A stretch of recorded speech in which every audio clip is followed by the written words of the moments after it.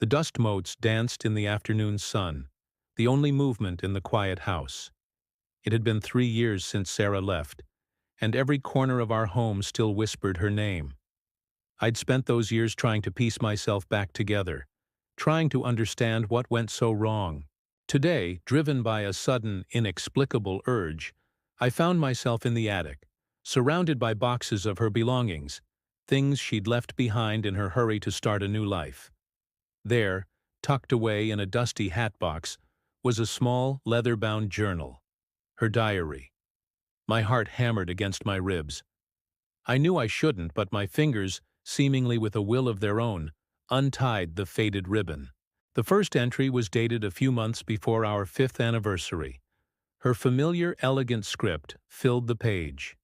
"John is so good to me," she wrote. "He surprised me with a weekend trip to the coast, just like our honeymoon. He remembers everything. Why do I feel this emptiness? It's like I'm watching my own life from behind a pane of glass." A cold knot formed in my stomach. I remembered that trip. I had been so happy, so sure that we were perfectly in sync. I thought she was happy too. How could I have been so blind? I kept reading, turning page after page. Her entries became a chronicle of our lives, but seen through a lens I never knew existed. She wrote about the dinner parties where I'd tell a funny story, and she'd smile, but inside she was screaming. "Everyone thinks we're the perfect couple," one entry read. "They see John, the devoted husband, and me, the happy wife. If only they knew how lonely I feel, even when he's holding my hand." Each word was a tiny, sharp jab to my heart. This wasn't the Sarah I knew. The Sarah I knew laughed at my dumb jokes and held my hand because she wanted to, not because it was part of a performance. Then a new name appeared. Mark. He was a colleague from her new job. At first the entries were innocent. "Mark made me laugh today." A real deep belly laugh. I'd forgotten what that felt like. But soon the tone shifted. "We had coffee after work. We talked for hours. He just gets me.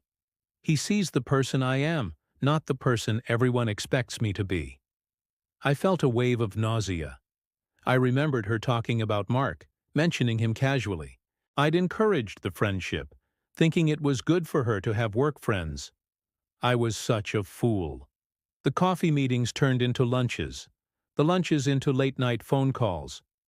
I was working late most nights then, trying to secure a promotion I thought would make her proud, a promotion that would give us a better life. All the while, she was building a different life, one without me. The diary entry that broke me was a simple one. "Mark kissed me today. In the rain, just like in the movies. And for the first time in years, I felt alive. I didn't pull away. I didn't want to." The book slipped from my trembling hands. The room spun. The image of Sarah, my Sarah, kissing another man. It was a physical blow. I forced myself to pick it up again. I had to know. The subsequent pages were filled with their secret moments, their stolen afternoons. She wrote about his touch, his words, the way he looked at her. It was a love story, just not ours. She was falling in love while I was blissfully unaware, buying her anniversary gifts and planning our future. She wrote about the guilt, how it ate at her. I look at John, and all I see is his kindness, his trust, and it's like a knife in my chest. How can I be doing this to him? But then I see Mark, and I can't breathe. I can't stop this. The entries chronicled her internal war.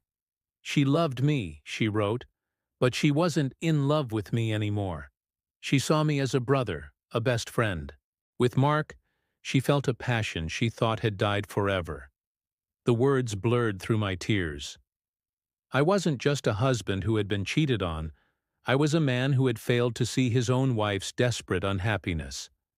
I had provided for her, cared for her, but I hadn't truly seen her. I hadn't heard the silence behind her smiles. The final entry was written the day she left. "I have to tell him tonight. I can't live this lie anymore. It's not fair to John, and it's not fair to Mark. My bag is packed. This will be the hardest thing I've ever had to do. I'm destroying the kindest man I've ever known, and I will have to live with that forever. I hope one day he can forgive me." She never told me about Mark. She just said she was unhappy and needed to leave.